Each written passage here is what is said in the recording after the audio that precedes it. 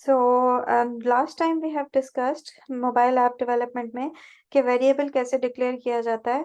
तो वेरिएबल को डिक्लेयर करने के लिए हम हमेशा var यूज करते हैं, VAR।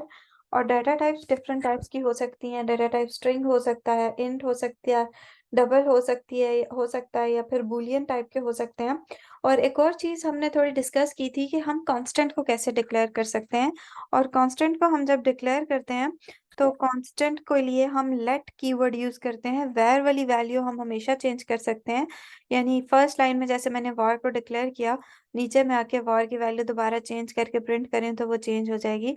लेट मैंने जब कहीं यूज कर लिया, उसको मैं चेंज करूंगी तो वो चेंज नहीं होगा। लेट मीन्स के ये वैल्यू अब कांस्टेंट है, ये फिक्स्ड है और अभी ये चेंज नहीं हो सकती, हम इसको रीअसाइन नहीं कर सकते। यहाँ तक की कुछ चीजें थी जो बेसिक सी चीजें थी जिनको हमने डिस्कस किया था। अभी हम थोड़ा सा आगे जाएंगे और अब हम फंक्शन नेम के ऊपर जाएंगे। फंक्शन क्या होता है, फंक्शन लिखते कैसे हैं, और फंक्शन का मतलब क्या है, फंक्शन का सिंटेक्स क्या है, सारी चीजें अभी हम डिस्कस करते हैं। तो फंक्शंस को हम बहुत सारे तरीकों से लिख सकते हैं। बेसिक एक फंक्शन जो कि हम नॉर्मली भी यूज करते हैं बाकी प्रोग्रामिंग लैंग्वेजेस में भी, तो उसी तरह का एक फंक्शन यहाँ बनाते हैं और फिर उसको कॉल करने की कोशिश करते हैं और देखते हैं कि वो हमें क्या शो करता है। ठीक है, so let's start with functions.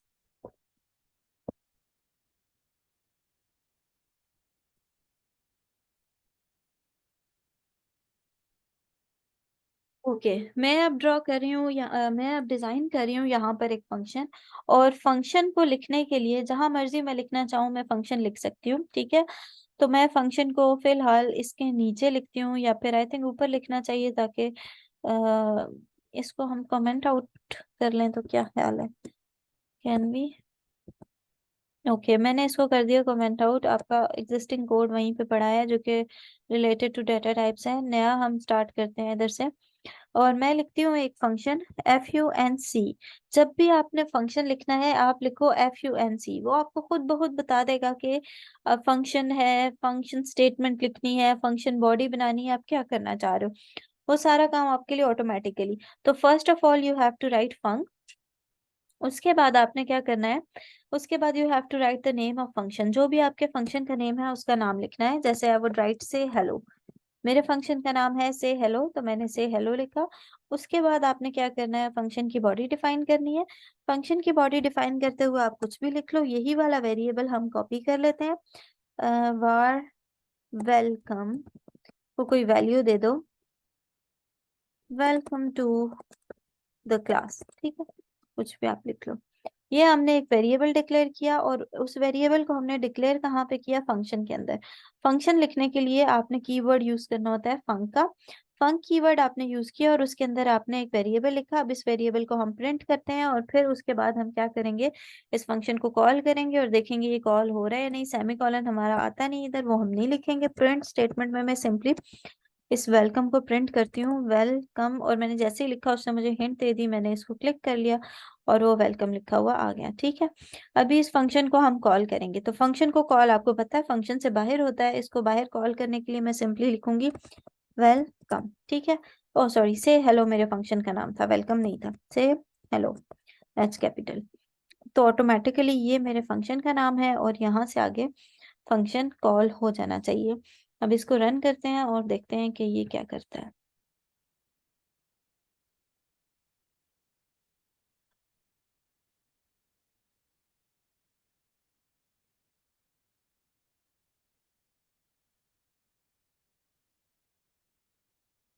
ये देखें, ये चल रहा है।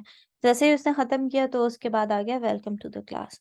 दोबारा इसको कॉल करो, ये सेम फंक्शन 2 टाइम्स कॉल हो जाएगा। जैसे से हेलो, फंक्शन का नेम आप लिखोगे और उसके बाद उसको कॉल करोगे तो ऑटोमेटिकली वो क्या होगा, वो आपको आउटपुट शो कर देगा। तो ये तो था बेसिक तरीका फंक्शन लिखने का। अभी अगर आप में से कुछ लोग जावास्क्रिप्ट पे अगर काम करते हो तो उसमें फंक्शन लिखने का तरीका थोड़ा सा डिफरेंट होता है। उसमें हम क्या करते हैं, एक ही जगह पे फंक्शन के अंदर ही हम कॉल बना लेते हैं और पैरामीटर लिख लेते हैं। That is not very difficult, लेकिन हाँ, थोड़ा सा डिफरेंट जरूर हो जाता है, मुश्किल नहीं होता। अब उस तरीके से भी फंक्शन को लिखने की कोशिश करते हैं। तो मैं लिखती हूँ अब फंक्शन का एक और नेक्स्ट पार्ट। और उसमें मैं क्या करूँगी, वहीं पर फंक्शन का नाम और उसके अंदर मैं वैसे एक और चेंज भी हम कर सकते हैं नए सिंटैक्स पे जाने से पहले कि इसके अंदर हम कोई पैरामीटर पास कर लें और फिर उस पैरामीटर को प्रिंट करने की कोशिश करें। जैसे फॉर एग्ज़ाम्पल अगर मैं इधर लिखूँ इसके अंदर कोई पैरामीटर मैंने पास किया और मैं लिखूँ कि वो पैरामीटर है ए, ये मेरा फंक्शन है और ये एक्सेप्ट कर रहा है एक पैरामीटर ए को। और आपको ये बात पता है कि जब भी कोई फंक्शन किसी पैरामीटर को एक्सेप्ट करता है, तो उसमें हमेशा आप उसको टाइप बता सकते हो कि आपने टाइप बतानी पड़ती है आपके पैरामीटर की। और मैं इसको लिखती हूँ कि चलो ये किस टाइप का है, ये है स्ट्रिंग टाइप का। ठीक है, तो मैं क्या करूँगी, सिंपली ए कॉलन स्ट्रिंग लिख लूँगी। ठीक है, और वो उसने मुझे खुद ही दे दिया स्ट्रिंग। जैसे ही मैंने वहाँ स्ट्रिंग लिखा, मुझे अब यहाँ से भी कुछ ना कुछ पास करना है, तो मैं इसको यहाँ से जब तक पास नहीं करूँगी तो वो मुझे एरर देता रहेगा। ठीक है, आप इसको ए के बजाय आप इसको पूरा कोई कीवर्ड लिखें ताकि अंडरस्टैंडेबल हो। से हेलो के बाद मैंने लिख लिया है मैसेज। ठीक है, अभी जैसे ही मैंने लिखा इसने मुझे एरर दे दिया है क्योंकि मुझे यहाँ वैल्यू लिखनी है और मैं इसके अंदर वैल्यू लिखती हूँ अब जो मैंने उधर पास करनी है। लेकिन देखिएगा वो भी लिखने का एक प्रॉपर तरीका होगा, इस तरह से ये नहीं एक्सेप्ट करेगा। मैं इसको कहती हूँ आई एम राइटिंग कोड। ठीक है, ये आपने इसको दे दिया, लेकिन इसके साथ आपने मेंशन करना है कि भाई ये किसकी वैल्यू है, आप किसकी वैल्यू ये पास कर रहे हैं और उसको सामने आप लिखोगे कॉलन, तो तब यहाँ पर वैल्यू जाएगी। जस्ट अ मोमेंट, इसके साथ आपने लिखा कॉलन, अभी ये वैल्यू उसको पास हो जाएगी। तो this is how actually you pass parameters to the functions. अब नीचे वाली लाइन में आपने पास नहीं किया, वो उस वक्त तक आपको एरर देता रहेगा जब तक वो उसको एक्सेस नहीं कर सकता। अभी एक और चीज़ भी है, अभी आपने देखें ये मैसेज यहाँ लिखा है और मैसेज असल में यहाँ डिक्लेयर हुआ है। ठीक है, थोड़ी सी देर आप वेट करें, इसको मैं इधर लिखती हूँ, जस्ट अ मिनट, इसको मैं यहाँ से रिमूव करती हूँ। ओके, अभी ये एरर देने लग गया है, मिसिंग आर्ग्यूमेंट, कोई एरर यहाँ पर नज़र आया था, अभी नज़र नहीं आ रहा। ओके, जब आया तो देख लेंगे क्या एरर आ रहा था। ठीक है, तो मैंने इसको वैल्यू यहाँ से पास कर दी है और इसके बाद मैंने अपने पैरामीटर के थ्रू अभी देखते हैं इसको कॉल करके कि ये कुछ करता है, उसको कुछ प्रिंट करता है, क्या करता है। इसको हम प्रिंट करते हैं वेलकम, और इसी तरह साथ में मैसेज को भी प्रिंट करना चाहती हूँ, प्रिंट मैसेज, जो कि पैरामीटर है और जो हम नीचे पास कर रहे हैं। लेट्स से कि ये क्या करता है। ओके, इसने पास कर दिए हैं दोनों पैरामीटर्स और इसको इसने सक्सेसफुली कर दिया। अभी अगर आपने दो पैरामीटर्स पास करने हैं और उनको सम करना है तो भी सेम तरीका होगा। सिर्फ थोड़ी-सी 1-2 चीज़ों का ध्यान रखना है कि जो भी आप पैरामीटर किसी एक जगह पे डिफ़ाइन करोगे, उसका स्कोप वहाँ पर अवेलेबल होना चाहिए जहाँ आप एक्सेस करोगे। अदरवाइज़ अगर स्कोप एक्सेसिबल ना हुआ तो आपको एरर आ सकता है, can not find a variable in the फलाना स्कोप। ठीक है? सो मैं एक नया फंक्शन यहाँ लिखने जा रही हूँ जिसके अंदर मैं एडिशन परफ़ॉर्म करूँगी और फिर मैं उसको कॉल करूँगी। इसी फंक्शन के अंदर आप ये देख लो कि मैथ्स पे कैसे किया जाता है। आप फंक्शन लिखो डू एट, इसके अंदर दो पैरामीटर्स आप पास कर लो, ए कॉलन इंट का आई शायद कैपिटल होता है, कॉमा बी हमने ऐड करना है, उसको मैं कर दूंगी ए कॉमा बी, दोनों इंट हैं। और फिर मैं इनको सम कर दूंगी, तो सम करने के लिए मुझे वेरिएबल का कोई सम चाहिए है, that is equals to A plus B same not semicolon. और फिर यहाँ से आपने इसको क्या कर देना है, प्रिंट करना है सम की वैल्यू को। प्रिंट, अगर कोई एरर हुआ तो ये हमें बता देगा, ना हुआ तो फिर हम आगे चले जाएंगे।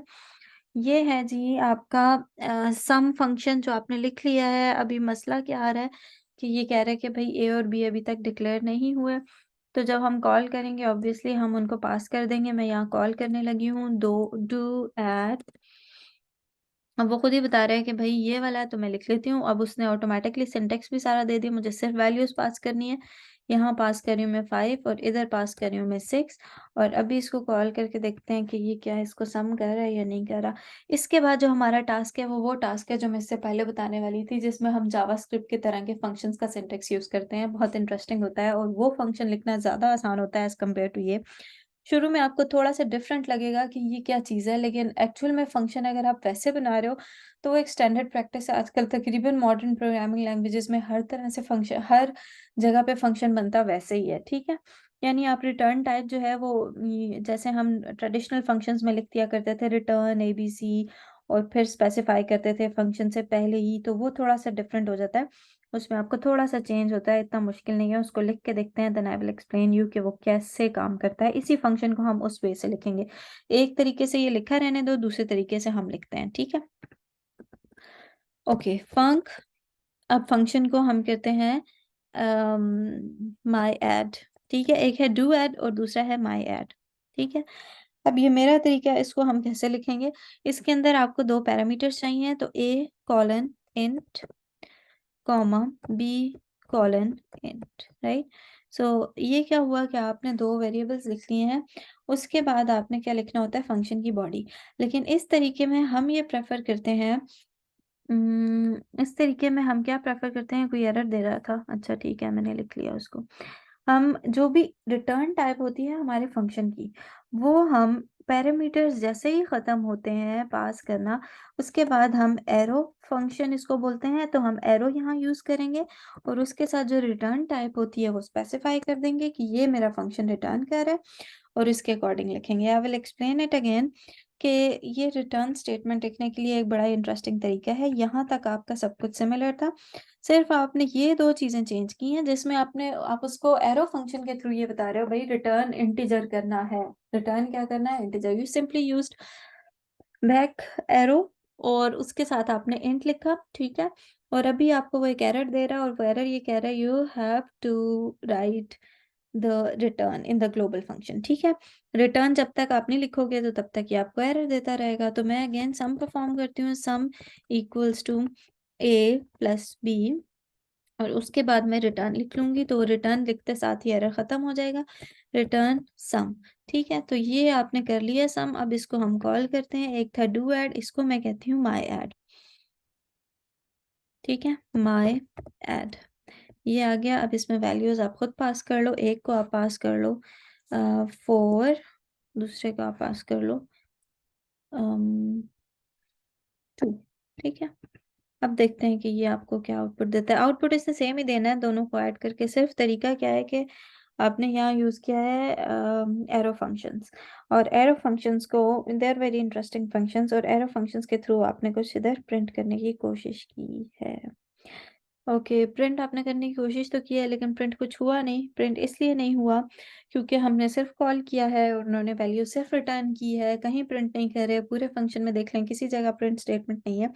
सो वो प्रिंट कैसे करेगा, पहली बात। दूसरी बात, ये जब फंक्शन हम कॉल कर रहे हैं तो ये कुछ रिटर्न करेगा, ठीक है, जो यहाँ से आ रहा है। उस रिटर्न को हैंडल करने के लिए मुझे यहाँ कोई वेरिएबल लिखना है और मैं लिखती हूँ लेट रिजल्ट।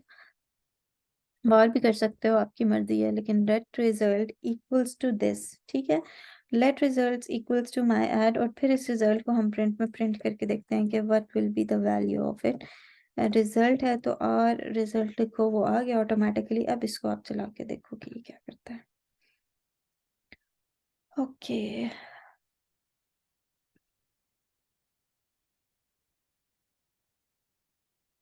देखिए अब इसने 7 दे दिया है, अभी इसने 7 दे दिया है। ये 11 पुराना है, ये वो पुराना फंक्शन है जिसको में हम ये कॉल कर रहे हैं, ठीक है। सपोज आई हाइड इट, ठीक है। तो अभी ये जो है 7 कैसे दे रहा है, आपने यहाँ से प्रिंट रिजल्ट को कॉल किया, ओके। ये वाला हाइड नहीं करना था, ऊपर वाला हाइड करना था। ये वाला मैंने हाइड कर लिया, ठीक है। नीचे वाला जो है था, ये नीचे वाला ये क्या कर रहा है कि रिजल्ट यहाँ से एक्सेस कर लिया इसने, और रिजल्ट के अंदर ये जो फंक्शन दे रहा है सम का, यहाँ से वैल्यू जा रही है सम में, और सम की वैल्यू जाके रिजल्ट में स्टोर हो रही है और वो फिर कंप्यूटर पे जाके प्रिंट हो रही है। दैट मीन्स इसको एक बार फिर प्रिंट कर लेते हैं। किसी को कोई क्वेश्चन है, कोई कंफ्यूजन है तो प्लीज आस्क। एरो फंक्शंस इनका टाइटल है। दूसरा सिंपल है दूसरा क्या चीज? ये दूसरा सिंपल है, उससे काम हो जाते हैं। जी बिल्कुल, ये सिंपल है।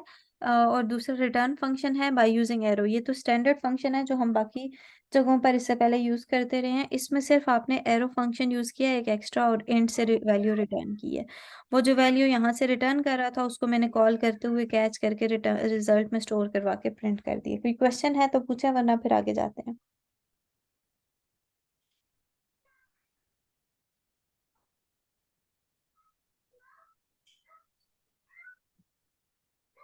डन, आगे Yes, चलते हैं। ma'am. ओके। समटाइम्स हमें सीक्वेंसेस का थोड़ा सा ख्याल रखना पड़ता है।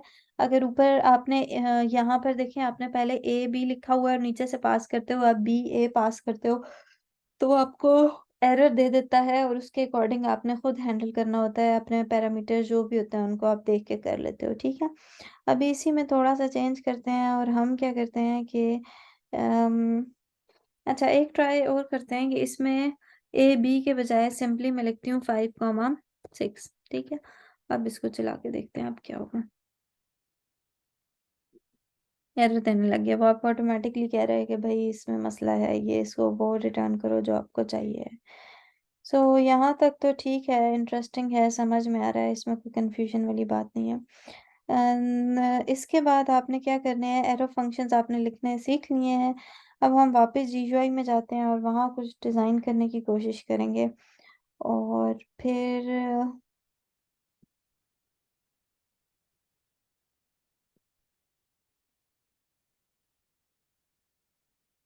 ओके, इसको फिक्स करते हैं पहले। ए वाई 6, और इसको मैं रिमूव कर रही हूँ। ये हो गया ठीक। अब हम चलते हैं वापस जीयूआई वाली तरफ, क्योंकि दोनों चीज़ों को साथ साथ ही लेकर चलना पड़ेगा, otherwise it will become difficult. Open recent, ये जो था कोड लेसन 2 वाले को छोड़ के हम जाते हैं इस पे। आई डोंट नो ये हमने किया था ये क्या।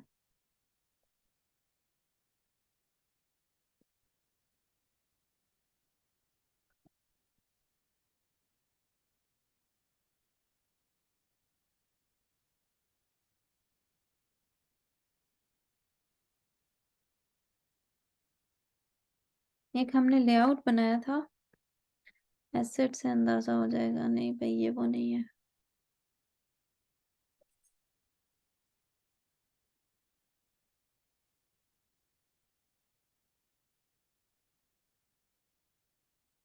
हम ये फर्स्ट ऐप देखें। कौन सा?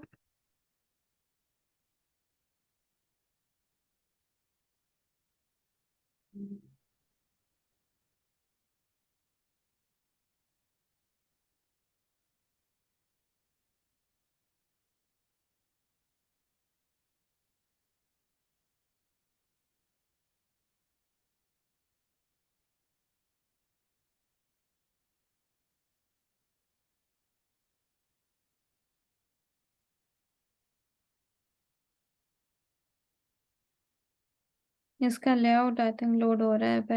पुराने जो है वो मैं क्रॉस कर देती हूँ ताकि पीसी स्लो ना हो।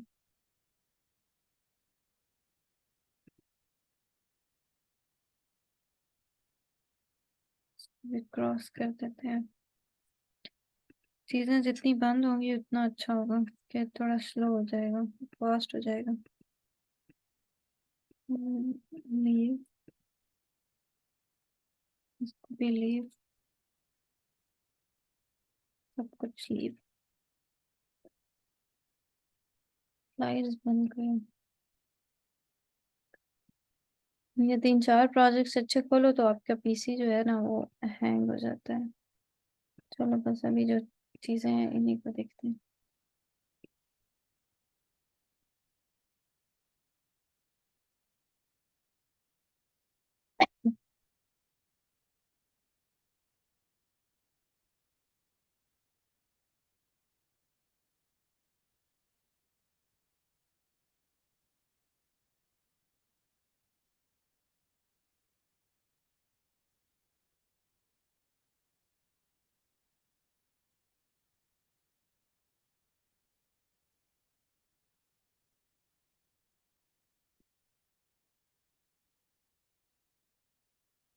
अब हम इसके अंदर कोई फीचर ऐड करते हैं। यहाँ देखते हैं कि हम क्या ऐसा ऐड कर सकते हैं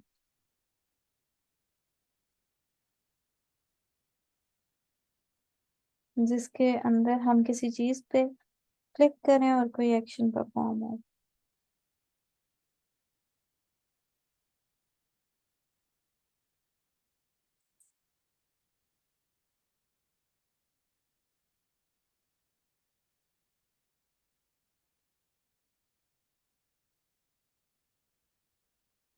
मैं यहाँ पर एक मॉडिफायर ऐड करते हैं, एक बटन ऐड करते हैं। ये है जी बटन।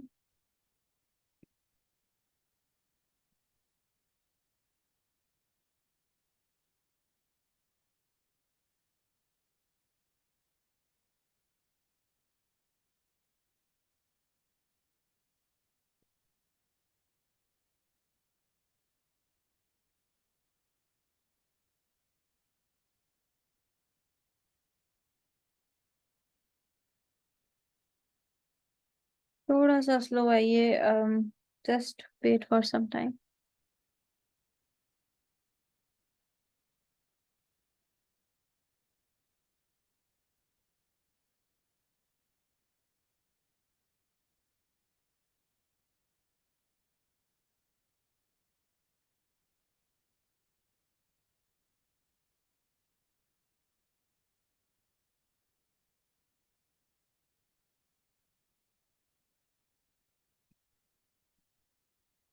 ओके, ये है वर्टिकल स्टैक। वर्टिकल स्टैक में एक इमेज है, एक टेक्स्ट है, और फिर यहाँ पर हम एक नया मॉडिफायर ऐड करते हैं और वो होगा बटन, और इसको मैं यहाँ ऐड करती हूँ। ठीक है, तो ये है बटन, और बटन के अंदर आप कुछ भी इस वक्त नाम दे सकते हैं। बटन का नाम आप दे दो, सपोज उसका नाम है क्लिक।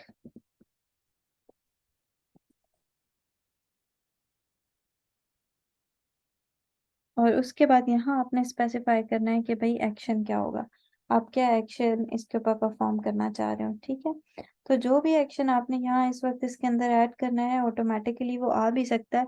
आप एक्शन लिखो, एक्शन।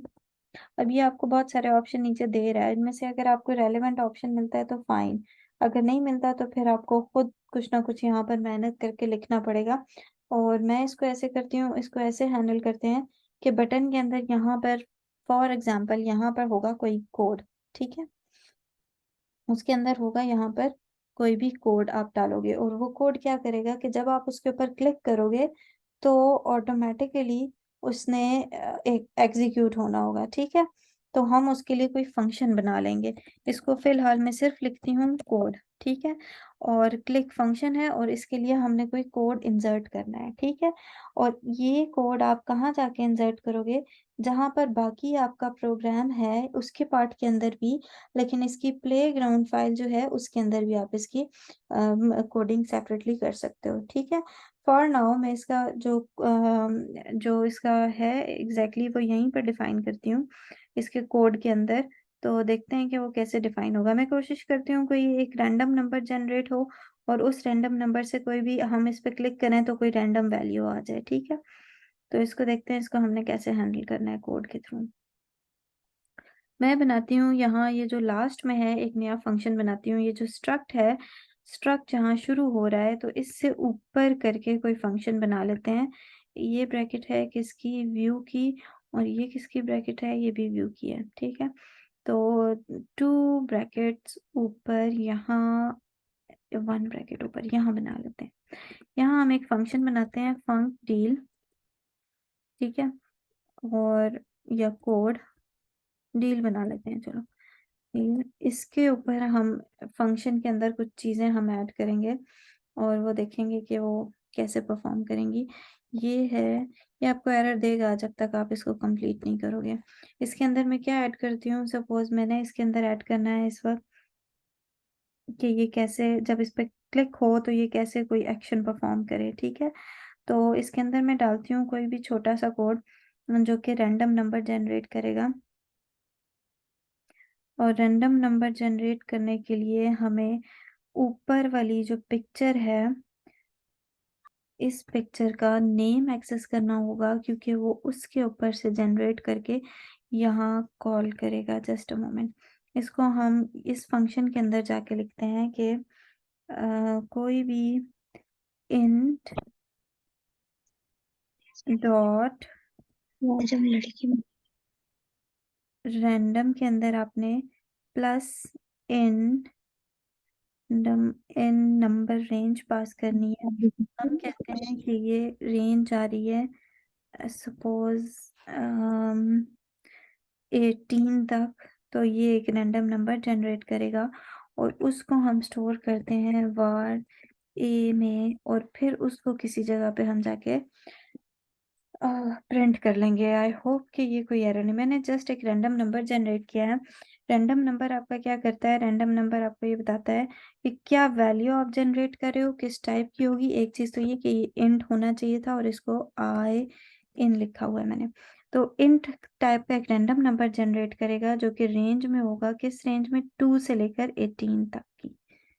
ठीक है, अभी इसको फर्दर हम एक काम ऐसे भी कर सकते हैं, चूंकि इसको हमें अगर यहाँ लिखवाना है ना, टेक्स्ट व्यू में लिखवाना है, तो फिर हमें इसको स्ट्रिंग में कास्ट करना है। ठीक है, यानी इस पूरे के पूरे को हमें स्ट्रिंग में कास्ट करना है।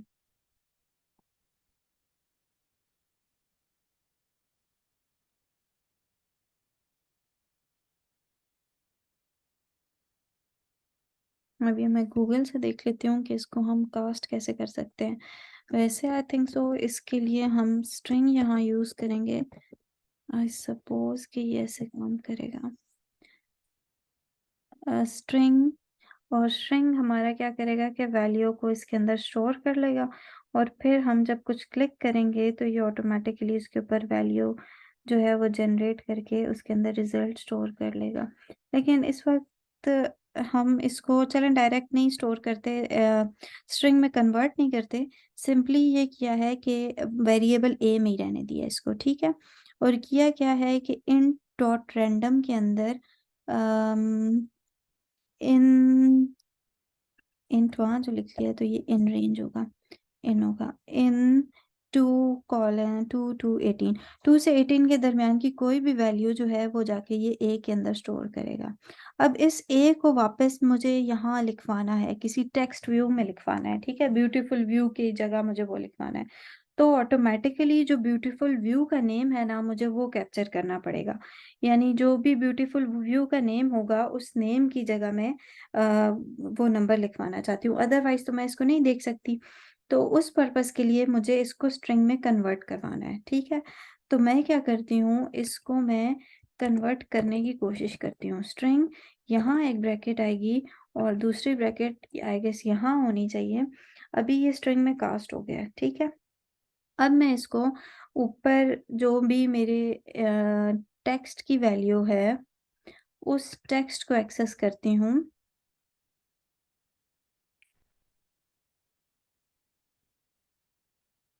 और उसके अंदर जस्ट अ मोमेंट, टेक्स्ट की वैल्यू यहाँ से आपने पिक करनी है, या फिर यहाँ पर आप बाय डिफॉल्ट पहले ऊपर कोई बना लो कि ये आपका टेक्स्ट है। इसको हम कॉल करते हैं डील।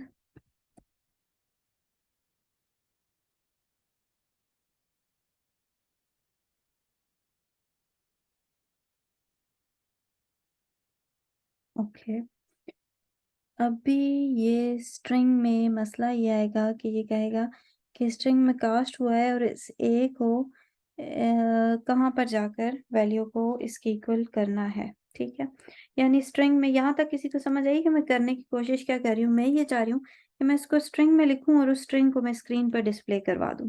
तो स्ट्रिंग में डिस्प्ले करवाने के लिए मुझे इसको कास्ट करना है। कास्ट करने के लिए मुझे चाहिए कोई भी वेरिएबल, और वो वेरिएबल होना चाहिए वो जिसको मैं प्रिंट करवा सकूं। ठीक है, तो उसको मैं प्रिंट करवाने के लिए उस टेक्स्ट का मुझे नेम चाहिए। तो टेक्स्ट को हम ब्यूटीफुल व्यू, यहाँ से मैं इसको कर देती हूँ जस्ट ब्यूटीफुल, और फिर हम इसको एक्सेस करते हैं।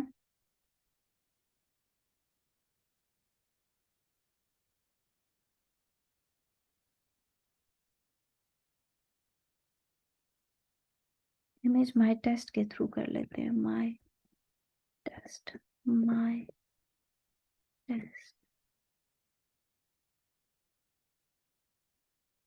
ओके, इसके अंदर अगर व्हाट इफ आई ऐड